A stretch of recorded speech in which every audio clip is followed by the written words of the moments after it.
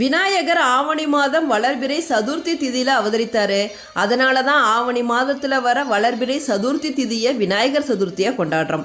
மாட்டு சாணம், களிமண், மஞ்சள், சந்தனம் இதில் ஏதோ ஒன்றை பிள்ளையாரை பிடித்து வைத்து 2 அருகம்புல் வைத்தாலே போதும். நம்மளுடைய குறைகளை கேட்க ஓடோடி வர எளிமையான கடவுள் தான் நம்மளோட கணபதி பாப்பா.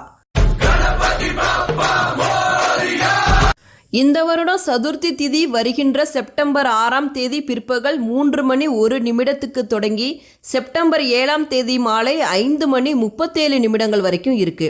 சூரிய உதயத்தோடு வர சதுர்த்தி திதியான செப்டம்பர் 7ஆம் தேதி தான் விநாயகர் சதுர்த்தி கொண்டாடணும். செப்டம்பர் 7ஆம் தேதி காலை 7:45 தொடங்கி 8:45 வரைக்கும் நல்ல நேரம் இருக்கு. செப்டம்பர் 7ஆம் தேதி 10:45 தொடங்கி 11:45 வரைக்கும் கௌரி நல்ல நேரம் இருக்கு.